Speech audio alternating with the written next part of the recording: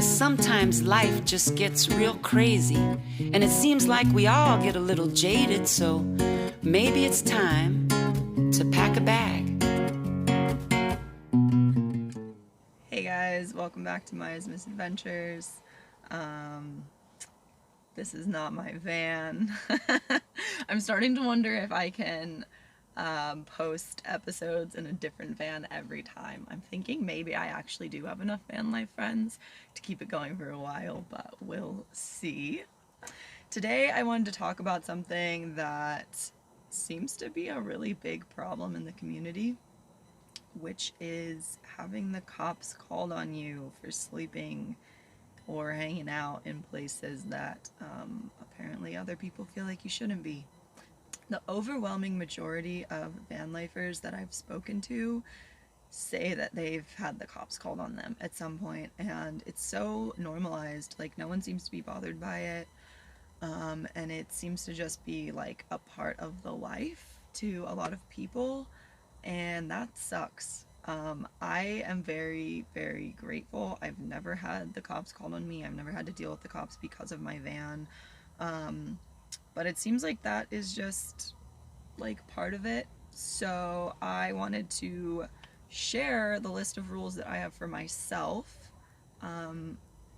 with you guys and see if maybe it can help you not have to deal with this uncomfortable, unpleasant situation, because no one deserves to wake up to the cops knocking on your door in a van or like in a house or any situation. It's awful. So I have piled a list of 10 rules, and I typed them out and I made it all real, because I've always said I have rules for myself, and I've never actually thought about what those rules are. So now I have them. My first most important rule that I tell everyone as soon as they start talking about van life is never park directly in front of someone's house. And there's always cars creeping behind the cars I'm in. I often park in neighborhoods. It's nice, it's quiet, it's not, it's not a business district. That's the whole point, and I like to have my peace and quiet when I sleep, just like everyone else. So parking in neighborhoods is fine, but never park directly in front of a house. Always look for like neighborhood parks you can park alongside of, empty lots. There's like surprisingly easy to find, and or big fences. You can park like outside of someone's backyard if it's a corner lot or whatever, they're on the edge and there's a big fence, that's usually fine. Just don't park in front of their house. That is the fastest way to get the cops called on you. People get really sketched out, or territorial, or whatever the reasoning is. Just houses are not a good idea. Number 2, move your van. Move your van. When you find a nice spot, it can be really tempting to fall into like, oh, I'll just sleep here for a few nights or a week and no one seems to care. But when you stay for an extended period of time, then people really do start to feel territorial. So don't fall into this trap. Move your van often. Along the same lines, number 3 is only return to the same spot once every couple days or once a week. I definitely have my favorite spots that I like to go back to. I feel safe in them. I don't feel like I'm going to be bothered. They're quiet, they're nice, but I only stay for one night at a time, and I only stay once every couple days up to once a week, and only for a few weeks in a row. If I've gone there every night, every fourth night for 3 weeks or something, whatever your pattern is, give it a rest. Like you gotta rotate these spots. So leave it alone for a couple weeks after that if you've been going back consistently. This van life has been growing in popularity quite a bit, obviously, as we all know. I mean, these types of channels and stuff are popping up all over the place. So many people, because they're getting used to seeing vans, they're not going to bother you if they see you there for like one night and they think you're going to leave in the morning. But if they see you every other day for weeks on end, again, I think I've said it like 3 times now, they're probably going to start to get territorial. If you haven't noticed, I say that a lot. People really like their space. They feel like they're I want to think that it's coming from a good place. I want to think that they think that they're protecting their neighborhoods and their community by calling the cops on us. Probably some of them just suck, whatever. But just don't give them a reason to fear you. You know, it's not. They shouldn't fear you, but don't give them a reason to.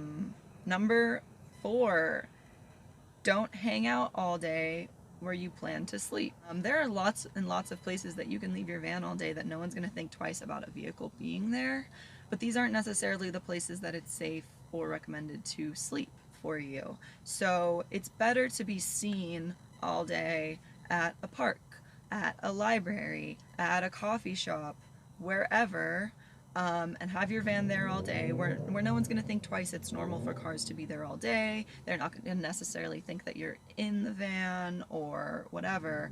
And then when you're ready to sleep, move your vehicle to the place that you actually feel safe sleeping. Number 5 follows along those lines, and number 5 is come late, leave early.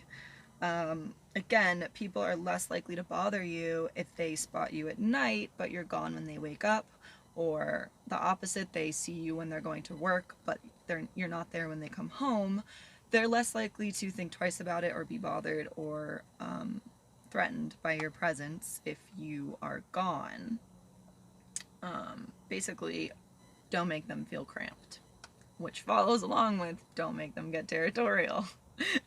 Number 6, be courteous, be clean. No one is going to want you parked outside of their house or outside of their business or in their neighborhood if you leave piles of trash behind you wherever you go, if you block their driveways, if you blast loud music, or if you are in a business district, if you're rude to their customers or you make their customers feel uncomfortable and not want to come inside.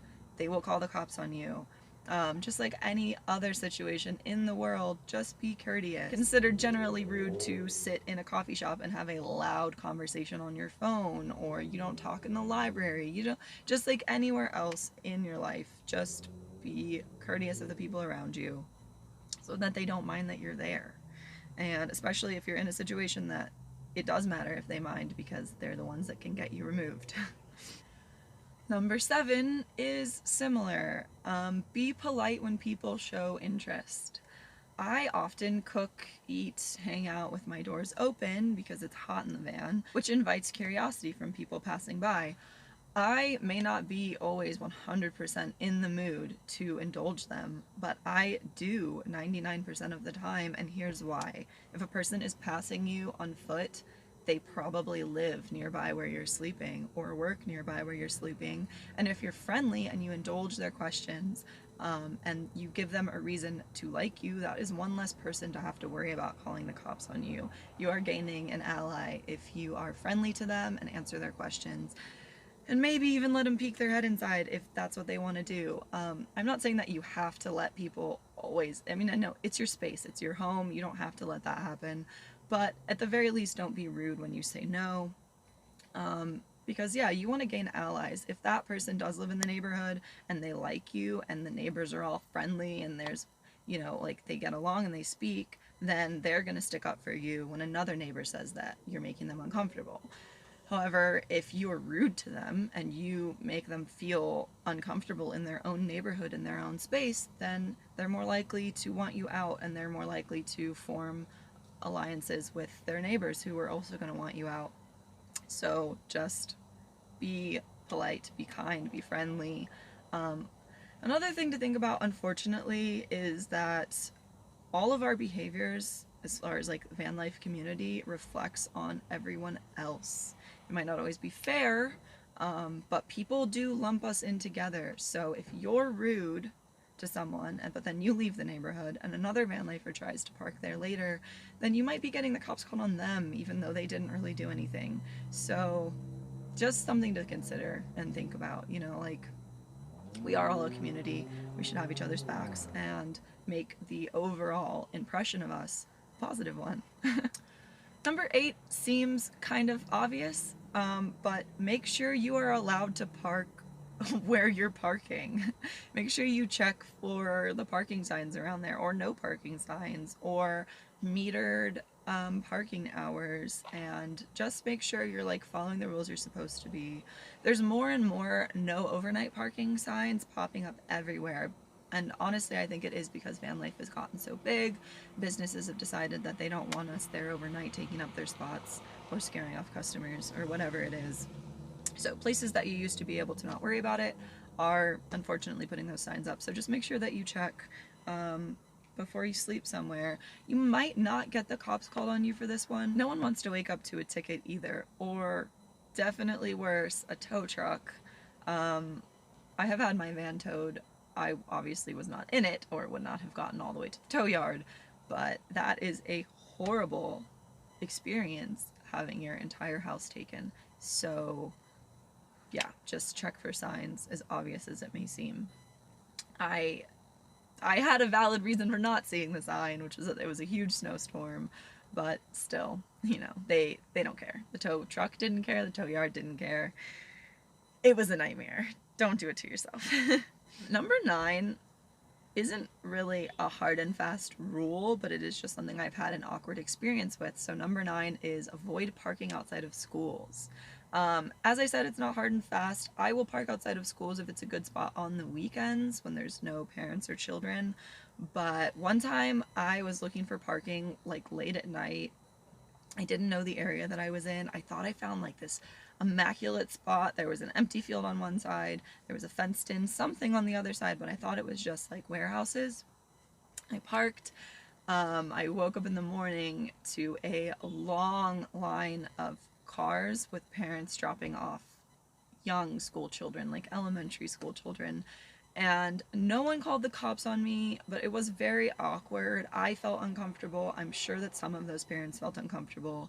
And if the cops had been called, I would have been dealing with not just like starting at a neutral level with them. I'm sure that they would have started with a lot more suspicion with me in a van outside of a school for young children. It just doesn't look good, and obviously you don't want to start on the level of suspicion. So it's not a hard and fast rule, but I would just avoid that on the weekdays for everyone's sake.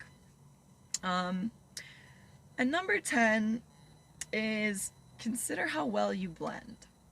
And this one kind of sucks, right? Because I would love to have a cool, decked out van on the outside with crazy colors and murals that my friends drew and like an art car. Honestly, I would love to have a van art car. But that draws so much attention, which maybe you're fine with, but I know that when I see a cool van, I obviously think they're cool, but I also remember them, and I notice every time I see them around later. And obviously this depends on if you're trying to stay in one place, but I am. And also how big of a place that you are trying to stay. But it's just something to consider, because if I see them and recognize them every time, it's likely that the people that live where they're sleeping do, or the cops do, or whatever resident of whatever community you're trying to be in will also recognize how often you're there. And that takes away like any deniability that you have, because it's kind of hard if you have a neon orange van with decorations on it that like the person calling the cops doesn't have to remember your license plate. They just have to tell the van or the cops what to look for on the van, and there's not another one, and it was obviously you. Whereas if you have a van that blends and is less memorable, not only can you just deny it if you get the cops called and be like, yeah, look at my van, it's a white Sprinter, like there's a million of them, or it's a Dodge ProMaster, it's a whatever. And my van isn't even that it doesn't even blend that much. I mean, it looks different than a lot of these other ones, but yeah, I think it's better to be less memorable on the outside. Deck out the inside however you want, but yeah, I just think it's better to have that deniability. And also it's possible if that it's true. If you do have a very normal van and the cops get called, it might not have been you. That's actually happened to my friend before. He said within a couple hours of parking in a spot, the cops were there and said that he had been there for 4 days, and he really hadn't been. And you know, they believed him and they left him alone and just asked him to move that night. These are my 10 kind of rules, kind of suggestions, whatever, for myself that have saved me much heartache and kept me from getting the cops called on me after 3 years. So I hope they help. I will be making a video soon about what kind of spaces are good to stay in, to sleep in, what you're looking for when you pull into a new city, and yeah, just how to feel safe and all of that. So that's for the future.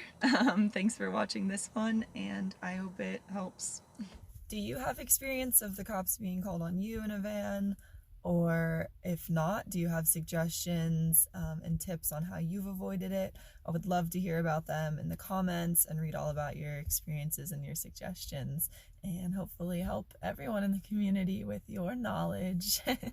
I am so grateful for all the subscriptions lately. It's been really, really cool to watch them climb. So thank you guys. And yeah, good luck in your van adventures.